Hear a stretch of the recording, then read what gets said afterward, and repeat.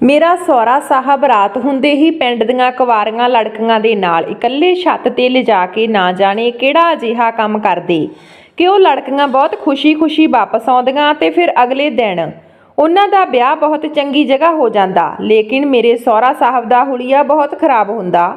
ਇੱਕ ਦਿਨ ਰਾਤ ਜਾਣਨ ਦੇ ਲਈ ਮੈਂ ਪਹਿਲਾਂ ਤੋਂ ਹੀ ਛੱਤ ਤੇ ਲੁਕ ਗਈ ਤੇ ਫਿਰ ਦੇਖ ਕੇ ਮੇਰੇ ਲੂ ਕੰਡਾ ਖੜਾ ਹੋ ਗਿਆ ਕਿ ਮੇਰੇ ਸਹੁਰੇ ਨੇ ਆਪਣਾ। ਮੇਰਾ ਨਾਮ ਸ਼ਿਲਪਾ ਹੈ ਤੇ ਮੈਂ ਹੁਸਨਪੁਰ ਤੋਂ ਸੰਬੰਧ ਰੱਖਦੀ ਹਾਂ। ਅੱਜ ਦੀ ਮੇਰੀ ਇਹ ਕਹਾਣੀ ਸੁਣ ਕੇ ਤੁਹਾਡੇ ਹੋਸ਼ ਉੱਡ ਜਾਣਗੇ। ਮੈਂ ਕਾਫੀ ਜਵਾਨ ਤੇ ਖੂਬਸੂਰਤ ਸੀ ਤੇ ਪੜ੍ਹੀ ਲਿਖੀ ਵੀ। ਕਾਲਜ ਵਿੱਚ ਹੀ ਮੇਰੀ ਇੱਕ ਲੜਕੇ ਨਾਲ ਦੋਸਤੀ ਹੋ ਗਈ ਤੇ ਹੌਲੀ-ਹੌਲੀ ਇਹ ਦੋਸਤੀ ਪਿਆਰ 'ਚ ਬਦਲਣੀ ਸ਼ੁਰੂ ਹੋ ਗਈ ਅਤੇ ਅਸੀਂ ਦੋਨੋਂ ਇੱਕ ਦੂਜੇ ਨੂੰ ਇੰਨਾ ਪਿਆਰ ਕਰਨ ਵਾਲਿਆਂ ਦੀ ਗੱਲ ਵਿਆਹ ਤੱਕ ਪਹੁੰਚ ਗਈ।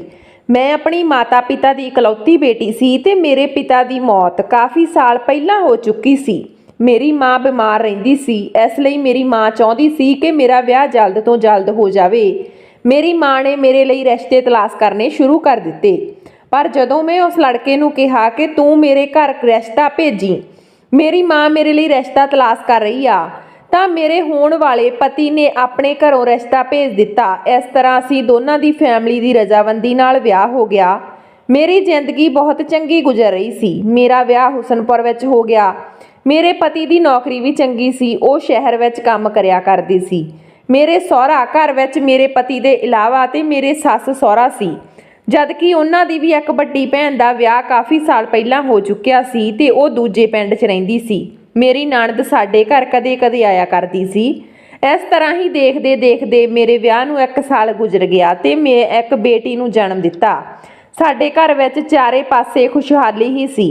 ਸਾਡੀ ਜ਼ਿੰਦਗੀ ਬਹੁਤ ਚੰਗੀ ਲੰਘ ਰਹੀ ਸੀ, ਪਰ ਸ਼ਾਇਦ ਸਾਡੇ ਹੱਸਦੇ ਖੇਡਦੇ ਪਰਿਵਾਰ ਨੂੰ ਕਿਸੇ ਦੀ ਨਜ਼ਰ ਲੱਗ ਗਈ। ਮੇਰੀ ਬੇਟੀ 8 ਸਾਲ ਦੀ ਸੀ ਜਦੋਂ ਮੇਰੇ ਪਤੀ ਨੂੰ ਅਚਾਨਕ ਹਾਰਟ ਅਟੈਕ ਆਇਆ ਤੇ ਉਹਨਾਂ ਦੀ ਮੌਕੇ ਤੇ ਹੀ ਮੌਤ ਹੋ ਗਈ। ਘਰ ਦਾ ਸਾਰਾ ਖਰਚਾ ਮੇਰੇ ਪਤੀ ਦੀ ਕਮਾਈ ਤੋਂ ਚੱਲਦਾ ਸੀ। ਹੁਣ ਸਾਡੇ ਘਰ ਵਿੱਚ ਪਰੇਸ਼ਾਨੀ ਆਉਣ ਲੱਗੀ। ਮੇਰਾ ਸਹੁਰਾ ਨਾਈ ਸੀ, ਬਸ ਥੋੜੇ ਬਹੁਤ ਹੀ ਪੈਸੇ ਕਮਾ ਲਿਆ ਕਰਦੇ ਸੀ। ਪੈਸੇ ਦੀ ਕਾਫੀ ਦਿੱਕਤ ਆ ਗਈ। ਇਸ ਤਰ੍ਹਾਂ ਕਰਕੇ ਹੀ ਜ਼ਿੰਦਗੀ ਲੰਘ ਰਹੀ ਸੀ। ਪਰ ਮੇਰੇ ਸਹੁਰਾ ਸਾਹਿਬ ਨੇ ਇੱਕ ਨਵਾਂ ਕੰਮ ਸ਼ੁਰੂ ਕਰ ਦਿੱਤਾ ਸੀ। ਉਹ ਨਾਈ ਤਾਂ ਪਹਿਲਾਂ ਹੀ ਸੀ ਅਤੇ ਲੋਕਾਂ ਦੇ ਵਾਲ ਕੱਟਿਆ ਕਰਦਾ ਸੀ, ਪਰ ਹੁਣ ਉਹ ਪਿੰਡ ਦੀਆਂ ਲੜਕੀਆਂ ਦੇ ਵਾਲ ਕੱਟਣ ਦੇ ਨਾਮ ਤੇ ਅੱਧੀ ਰਾਤ ਨੂੰ ਉਹਨਾਂ ਦੇ ਨਾਲ ਛੱਤ ਤੇ ਜਾਂਦੇ। ਇਹ ਸਭ ਕਰਦੇ ਕਰਦੇ ਕਾਫੀ ਸਮਾਂ ਗੁਜ਼ਰ ਗਿਆ ਸੀ ਤੇ ਮੈਂ ਆਪਣੇ ਸਹੁਰੇ ਦੀ ਇਹ ਗੱਲ ਕਾਫੀ ਦਿਨਾਂ ਤੋਂ ਨੋਟਿਸ ਕਰ ਰਹੀ ਸੀ, ਕਿਉਂਕਿ ਜਦੋਂ ਉਹ ਅੱਧੀ ਰਾਤ ਨੂੰ ਛੱਤ ਤੇ ਜਾਂਦੇ ਸੀ ਤਾਂ ਉਸ ਟਾਈਮ ਮੈਂ ਅਤੇ ਮੇਰੀ ਬੇਟੀ ਸੌਂ ਰਹੀਆਂ ਹੁੰਦੀਆਂ ਸੀ। ਇੱਕ ਦਿਨ ਮੈਂ ਸੋਚਿਆ ਕਿ ਮੈਂ ਪਿੱਛੇ ਜਾ ਕੇ ਆਪਣੇ ਸਹੁਰੇ ਦੇ ਕੰਮ ਬਾਰੇ ਪਤਾ ਲਗਾਵਾਂ। ਆਖਰ ਅੱਧੀ ਰਾਤ ਨੂੰ ਉਹ ਛੱਤ ਤੇ ਕੀ ਕਰਦੇ ਆ। ਮੈਂ ਹੌਲੀ-ਹੌਲੀ ਦੱਬੇ ਪੈਰੀ ਪੌੜੀਆਂ ਚੜ੍ਹ ਗਈ। ਰਾਤ ਦਾ ਹਨੇਰਾ ਵੱਧਦਾ ਹੀ ਚਲਿਆ ਜਾ ਰਿਹਾ ਸੀ। ਅੱਜ ਦੀ ਰਾਤ ਮੈਨੂੰ ਮੌਕਾ ਮਿਲ ਗਿਆ ਸੀ ਮੈਂ ਆਪਣੇ ਸਹੁਰੇ ਦੇ ਬਾਰੇ ਜਾਣ ਸਕਾਂ ਅਤੇ ਇਹ ਜਾਣ ਸਕਾਂ ਕਿ ਉਹ ਅੱਧੀ ਰਾਤ ਨੂੰ ਛੱਤ ਤੇ ਕੀ ਕਰਦੇ ਆ। ਪਰ ਮੇਰੀ ਸੱਸ ਪਹਿਰਾ ਦੇ ਰਹੀ ਹੁੰਦੀ ਸੀ, ਇਸ ਲਈ ਮੈਂ ਜਿਸ ਦੱਬੇ ਪੈਰਾਂ ਨਾਲ ਉੱਪਰ ਜਾਂਦੀ ਸੀ ਉਹਨੇ ਦੱਬੀ ਪੈਰੀ ਵਾਪਸ ਵੀ ਆ ਜਾਇਆ ਕਰਦੀ ਸੀ, ਕਿਉਂਕਿ ਪੌੜੀਆਂ ਤੇ ਮੇਰੀ ਸੱਸ ਖੜੀ ਹੋਇਆ ਕਰਦੀ ਸੀ। ਇੱਕ ਦਿਨ ਮੈਂ ਦੇਖਿਆ ਕਿ ਮੇਰਾ ਸਹੁਰਾ ਸਾਹਿਬ ਜਵਾਨ ਲੜਕੀਆਂ ਨੂੰ ਉੱਪਰ ਲਿਜਾ ਰਹੇ ਆ ਤੇ ਹੱਥਾਂ ਵਿੱਚ ਉਹਨਾਂ ਦੇ ਔਜ਼ਾਰ ਵੀ ਸੀ। ਇਹ ਸ਼ਾਇਦ ਉਹ ਉਸ ਲੜਕੀ ਦੇ ਵਾਲ ਕੱਟਣ ਦੇ ਲਈ ਜਾ ਰਹੇ ਸੀ, ਪਰ ਮੇਰੀ ਇਹ ਗੱਲ ਸਮਝ ਨਹੀਂ ਆਉਂਦੀ ਸੀ ਕਿ ਆਖਰ ਉਹ ਇਕੱਲੀ ਜਵਾਨ ਲੜਕੀ ਨੂੰ ਅੱਧੀ ਰਾਤ ਨੂੰ ਛੱਤ ਤੇ ਲਿਜਾ ਕੇ ਉਸ ਦੇ ਵਾਲ ਕਿਉਂ ਕੱਟਦੇ ਆ। ਹਰ ਵਾਰ ਮੇਰੀ ਸੱਸ ਦੀ ਪਹਿਰੇਦਾਰੀ ਇੰਨੀ ਸਖਤ ਹੋਇਆ ਕਰਦੀ ਸੀ ਕਿ ਮੈਂ ਚਾਹ ਕੇ ਵੀ ਪੌੜੀਆਂ ਵੱਲ ਨਹੀਂ ਜਾ ਸਕਦੀ ਸੀ। ਕਦੇ-ਕਦੇ ਤਾਂ ਮੈਨੂੰ ਆਪਣੀ ਸੱਸ ਉੱਤੇ ਵੀ ਹੈਰਾਨੀ ਹੁੰਦੀ ਕਿ ਉਹ ਕਿਵੇਂ ਆਪਣੇ ਪਤੀ ਨੂੰ ਕਿਸੇ ਕੁਆਰੀ ਕੁੜੀ ਦੇ ਨਾਲ ਅੱਧੀ ਰਾਤ ਨੂੰ ਇਕੱਲਾ ਛੱਡ ਸਕਦੀ ਆ। ਇੱਕ ਦਿਨ ਮੇਰੀ ਸੱਸ ਪਤਾ ਨਹੀਂ ਕਿਤੇ ਚਲੀ ਗਈ ਤੇ ਮੈਂ ਆਸਾਨੀ ਨਾਲ ਪੌੜੀਆਂ ਤੱਕ ਪਹੁੰਚ ਗਈ। ਮੇਰੇ ਸਹੁਰਾ ਕੁਝ ਦੇਰ ਪਹਿਲਾਂ ਹੀ ਪਿੰਡ ਦੀ ਜਵਾਨ ਲੜਕੀ ਕਵਿਤਾ ਨੂੰ ਲੈ ਕੇ ਛੱਤ ਤੇ ਗਏ ਸੀ। ਹੁਣ ਉਹ ਪੂਰੇ 1 ਘੰਟੇ ਤੱਕ ਹੇਠਾਂ ਨਹੀਂ ਆਉਣ ਵਾਲੇ ਸੀ। ਮੇਰਾ ਸਹੁਰਾ ਪਹਿਲਾਂ ਤਾਂ ਅਜਿਹਾ ਕੋਈ ਕੰਮ ਨਹੀਂ ਕਰਦੇ ਸੀ, ਨਾ ਜਾਣੇ ਉਹਨਾਂ ਨੂੰ ਕੀ ਹੋਣ ਲੱਗਿਆ ਸੀ। ਉਹ 1 ਘੰਟੇ ਵਿੱਚ ਮੇਰਾ ਸਹੁਰਾ ਉਸ ਲੜਕੀ ਦੇ ਨਾਲ ਨਾ ਜਾਣੇ ਕੀ ਕਰਦਾ ਅਤੇ ਛੱਤ ਤੇ ਕੀ ਹੁੰਦਾ ਸੀ। ਇਹ ਸਭ ਸੋਚਦੇ ਮੈਂ ਬਹੁਤ ਪਰੇਸ਼ਾਨ ਹੋ ਰਹੀ ਸੀ।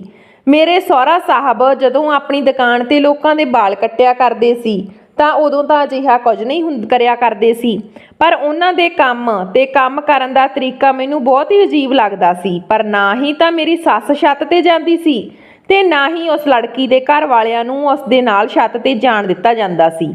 ਮੈਂ ਅੱਧੀਆਂ ਪੌੜੀਆਂ ਚੜ੍ਹ ਚੁੱਕੀ ਸੀ ਤੇ ਇਸ ਤਰ੍ਹਾਂ ਪਰਦਾ ਉੱਠਣ ਹੀ ਵਾਲਾ ਸੀ ਕਿ ਮੇਰਾ ਸਹੁਰਾ ਅੱਜ ਕਵਿਤਾ ਦੇ ਨਾਲ ਕੀ ਕਰਨ ਵਾਲਾ ਏ। ਅਚਾਨਕ ਮੇਰੀ ਸੱਸ ਦੇ ਆਉਣ ਦੀ ਆਵਾਜ਼ ਨੇ ਮੈਨੂੰ ਪੌੜੀਆਂ ਉਤਰਨ ਲਈ ਮਜਬੂਰ ਕਰ ਦਿੱਤਾ। ਹਮੇਸ਼ਾ ਡਰੀ ਸਹਿਮੀ ਹੌਲੀ ਆਵਾਜ਼ ਵਿੱਚ ਗੱਲ ਕਰਨ ਵਾਲੀ ਮੇਰੀ ਸੱਸ ਦੀ ਆਵਾਜ਼ ਅੱਜ ਮੇਰੀ ਜਾਨ ਹੀ ਕੱਢ ਦਿੱਤੀ। ਜਿਵੇਂ ਹੀ ਮੈਂ ਪਲਟ ਕੇ ਦੇਖਿਆ ਤਾਂ ਉਹ ਮੇਰੇ ਪਿੱਛੇ ਖੜੀ ਸੀ। ਮੇਰਾ ਹੱਥ ਫੜ ਕੇ ਮੈਨੂੰ ਪੌੜੀਆਂ ਤੋਂ ਖਿੱਚ ਕੇ ਨੀਚੇ ਲੈ ਆਈ। ਉਸ ਦਾ ਅੰਦਾਜ਼ ਅਜਿਹਾ ਸੀ ਕਿ ਜਿਵੇਂ ਉਹ ਮੈਨੂੰ ਕੱਚਾ ਚਬਾ ਕੇ ਖਾ ਗਈ ਹੋਵੇ। ਉਹ ਗੁੱਸੇ ਨਾਲ ਮੇਰੀ ਬਾਂਹ ਨੂੰ ਫੜ ਕੇ ਮੇਰੇ ਤੋਂ ਪੁੱਛ ਰਹੀ ਸੀ ਕਿ ਤੂੰ ਉੱਪਰ ਕਿੱਥੇ ਜਾ ਰਹੀ ਸੀ। ਮੈਂ ਹਿਚਕਚਾਉਂਦੇ ਹੋਏ ਕਿਹਾ ਕਿ ਮਾਂ ਜੀ, ਮੈਨੂੰ ਹੇਠਾਂ ਘਬਰਾਹਟ ਹੋ ਰਹੀ ਸੀ, ਇਸ ਲਈ ਮੈਂ ਛੱਤ ਤੇ ਜਾ ਰਹੀ ਸੀ। ਮੇਰੀ ਗੱਲ ਸੁਣ ਕੇ ਮੇਰੀ ਸੱਸ ਮੇਰੇ ਤੇ ਚਿਲਾਉਣ ਲੱਗੀ ਤੇ ਚਿਲਾਉਂਦੇ ਹੋਏ ਕਹਿਣ ਲੱਗੀ, ਤੈਨੂੰ ਨਹੀਂ ਪਤਾ ਅੱਜ ਆਪਣੇ ਘਰੇ ਕਵਿਤਾ ਵਾਲ ਕਟਾਉਣ ਲਈ ਆਈ ਹੋਈ ਆ ਤੇ ਫਿਰ ਤੂੰ ਛੱਤ ਤੇ ਜਾਣ ਬਾਰੇ ਸੋਚਿਆ ਵੀ ਕਿਵੇਂ? ਕੀ ਤੂੰ ਆਪਣੇ ਸਹੁਰਾ ਸਾਹਿਬ ਦਾ ਕੰਮ ਬੰਦ ਕਰਵਾਉਣਾ ਚਾਹੁੰਦੀ ਆ? ਤੂੰ ਨਹੀਂ ਜਾਣਦੀ ਕਿ ਤੈਨੂੰ ਤੇ ਤੇਰੀ ਬੇਟੀ ਨੂੰ ਤੇਰੇ ਸਹੁਰਾ ਸਾਹਿਬ ਹੀ ਪਾਲ ਰਹੇ ਆ। ਤੇਰੇ ਪਤੀ ਦੇ ਮਰਨ ਤੋਂ ਬਾਅਦ ਤੇਰੇ ਸਹੁਰੇ ਨੇ ਤੇਰੀ ਅਤੇ ਤੇਰੀ ਬੇਟੀ ਦੀ ਸਾਰੀ ਜ਼ਿੰਮੇਵਾਰੀ ਆਪਣੇ ਸਿਰ ਤੇ ਲੈ ਰੱਖੀ ਆ ਤੇ ਤੂੰ ਆ ਕੇ ਉਸ ਦੇ ਕੰਮ ਦੇ ਪਿੱਛੇ ਪੈ ਗਈ ਆ। ਤੇਰਾ ਸਹੁਰਾ ਸਾਹਿਬ ਕਦੇ ਨਹੀਂ ਚਾਹੁੰਦਾ ਕਿ ਜਦੋਂ ਉਹ ਕੰਮ ਕਰ ਰਹੇ ਹੋਣ ਉਹਨਾਂ ਨੂੰ ਵਿੱਚੋਂ ਕੋਈ ਡਿਸਟਰਬੈਂਸ ਕਰੇ। ਇੱਥੋਂ ਤੱਕ ਕਿ ਮੈਂ ਵੀ ਕਦੇ ਉੱਪਰ ਜਾਣ ਦੀ ਕੋਸ਼ਿਸ਼ ਨਹੀਂ ਕਰਦੀ। ਬਿਹਤਰ ਇਹੀ ਹੋਵੇਗਾ ਕਿ ਅੱਜ ਦੇ ਬਾਅਦ ਤੂੰ ਵੀ ਕਦੇ ਨਹੀਂ ਜਾਣਾ, ਅੱਧੀ ਰਾਤ ਦੇ ਟਾਈਮ ਅਤੇ ਇਸ ਤਰ੍ਹਾਂ ਮੈਨੂੰ ਕਦੇ ਵੀ ਆਪਣੇ ਕਮਰੇ ਤੋਂ ਬਾਹਰ ਨਜ਼ਰ ਨਾ ਆਉਣਾ। ਮੈਂ ਆਪਣੀ ਸੱਸ ਦੀਆਂ ਗੱਲਾਂ ਚੁੱਪ-ਚਾਪ ਸੁਣ ਰਹੀ ਸੀ ਤੇ ਮੇਰੀ ਸੱਸ ਮੈਨੂੰ ਤਾਨੇ ਦੇ ਰਹੀ ਸੀ ਤੇ ਉਹ ਤੇਰਾ ਤੇ ਤੇਰੀ ਬੇਟੀ ਦਾ ਪੇਟ ਪਾਲ ਰਹੇ ਆ। ਮੇਰਾ ਪਤੀ ਵੀ ਜਿੰਦਾ ਨਹੀਂ ਆ। ਇਸ ਲਈ ਮੈਂ ਚੁੱਪ ਹੋ ਗਈ ਕਿਉਂਕਿ ਆਪਣੇ ਸਹੁਰੇ ਤੋਂ ਤਾਂ ਪਹਿਲਾਂ ਹੀ ਮੈਨੂੰ ਬਹੁਤ ਡਰ ਲੱਗਦਾ ਸੀ। ਜਦੋਂ ਮੇਰੇ ਪਤੀ ਜਿੰਦਾ ਸੀ ਉਹ ਆਪਣੇ ਬਾਪ ਨਾਲ ਘੱਟ ਹੀ ਗੱਲ ਕਰਿਆ ਕਰਦੇ ਸੀ ਤੇ ਹੁਣ ਆਪਣੇ ਸਹੁਰੇ ਦੀ ਇਸ ਅਜੀਬੋ-ਗਰੀਬ ਹਰਕਤ ਕਰਤੂਤ ਦੀ ਵਜ੍ਹਾ ਨਾਲ ਮੈਂ ਹੋਰ ਵੀ ਜ਼ਿਆਦਾ ਪਰੇਸ਼ਾਨ ਰਹਿੰਦੀ ਸੀ। ਇਸ ਵਿੱਚ ਮੇਰੇ ਸੱਸ ਸਹੁਰਾ ਮੇਰੇ ਤੋਂ ਨਾਰਾਜ਼ ਹੋ ਗਏ ਤਾਂ ਮੇਰੇ ਲਈ ਪਰੇਸ਼ਾਨੀਆਂ ਹੋਰ ਵੀ ਵੱਧ ਜਾਣਗੀਆਂ। ਮੈਂ ਫੌਰਨ ਹੀ ਆਪਣੀ ਸੱਸ ਤੋਂ ਮਾफ़ੀ ਮੰਗ ਲਈ ਤੇ ਕਿਹਾ ਕਿ ਅੱਜ ਤੋਂ ਬਾਅਦ ਮੈਂ ਅਜਿਹੀ ਗਲਤੀ ਕਦੇ ਨਹੀਂ ਕਰਾਂਗੀ। ਮੇਰੀ ਸੱਸ ਨੇ ਮੈਨੂੰ ਕਿਹਾ ਕਿ ਚੱਲ ਆਪਣੇ ਕਮਰੇ ਵਿੱਚ ਜਾ ਕੇ ਸੌਂ ਜਾ, ਦੇਖ ਕਿਤੇ ਤੇਰੀ ਬੇਟੀ ਨਾ ਜਾਗ ਗਈ ਹੋਵੇ। ਅਤੇ ਮੈਂ ਆਪਣੇ ਕਮਰੇ ਵਿੱਚ ਆ ਗਈ। ਕਮਰੇ ਵਿੱਚ ਆ ਕੇ ਮੇਰੇ ਦਿਮਾਗ ਵਿੱਚ ਇਹੀ ਗੱਲ ਘੁੰਮ ਰਹੀ ਸੀ ਕਿ ਆਖਰ ਮੇਰੇ ਸਹੁਰਾ ਸਾਹਿਬ ਨੂੰ ਇੰਨੀ ਵੀ ਤਨਹਾਈ ਦੀ ਕੀ ਜ਼ਰੂਰਤ ਸੀ ਕਿ ਉਸ ਨੂੰ ਤੀਜੇ ਆਦਮੀ ਦੀ ਮੌਜੂਦਗੀ ਪਸੰਦ ਨਹੀਂ ਸੀ। ਜਦ ਕਿ ਪਹਿਲਾਂ ਤਾਂ ਉਹ ਆਪਣੀ ਦੁਕਾਨ ਉੱਤੇ ਖੁੱਲ੍ਹੇਆਮ ਵਾਲ ਕੱਟਿਆ ਕਰਦੇ ਸੀ ਤੇ ਉਹਨਾਂ ਦੀ ਦੁਕਾਨ ਤੇ ਕਾਫੀ ਸਾਰੇ ਲੋਕ ਵੀ ਆ ਜਾਇਆ ਕਰਦੇ ਸੀ। ਨਾ ਜਾਣੇ ਹੁਣ ਕਿਉਂ ਉਹਨਾਂ ਨੂੰ ਤੀਜਾ ਆਦਮੀ ਬਰਦਾਸ਼ਤ ਨਹੀਂ ਸੀ। ਪਹਿਲਾਂ ਤਾਂ ਮੇਰੇ ਸਹੁਰੇ ਨੂੰ ਕਿਸੇ ਵੀ ਤਨਹਾਈ ਦੀ ਜ਼ਰੂਰਤ ਨਹੀਂ ਹੁੰਦੀ ਸੀ ਤੇ ਨਾ ਹੀ ਕਿਸੇ ਦੇ ਆਉਣ ਜਾਣ ਨਾਲ ਉਹਨਾਂ ਨੂੰ ਕੋਈ ਪ੍ਰੋਬਲਮ ਸੀ। ਹੁਣ ਤਾਂ ਮੇਰੇ ਸਹੁਰਾ ਸਾਹਿਬ ਅਲੱਗ ਹੀ ਤਰ੍ਹਾਂ ਦੇ ਨਾਈ ਬਣ ਗਏ ਸੀ।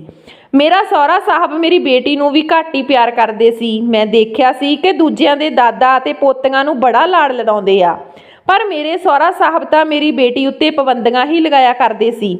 ਉਹ ਹਰ ਗੱਲ ਤੇ ਮੇਰੀ ਬੇਟੀ ਨੂੰ ਟੋਕਦੇ ਰਹਿੰਦੇ। ਮੇਰੀ 8 ਸਾਲ ਦੀ ਬੇਟੀ ਹੀ ਸੀ ਤੇ ਮੇਰੇ ਸਹੁਰਾ ਸਾਹਿਬ ਹੁਣੇ ਹੀ ਉਸ ਤੇ ਰੋਕ ਟੋਕ ਕਰਨ ਲੱਗੇ ਅਤੇ ਇਸ ਤਰ੍ਹਾਂ ਰੋਕ ਟੋਕ ਕਰਦੇ ਸੀ ਜਿਵੇਂ ਮੇਰੀ ਬੇਟੀ ਕੋਈ ਜਵਾਨ ਲੜਕੀ ਹੋਵੇ ਅਤੇ ਨਾ ਹੀ ਮੈਂ ਤੇ ਮੇਰੀ ਬੇਟੀ ਉਹਨਾਂ ਦੀ ਪਰਮਿਸ਼ਨ ਦੇ ਬਿਨਾਂ ਘਰ ਤੋਂ ਬਾਹਰ ਨਿਕਲਦੇ ਸੀ।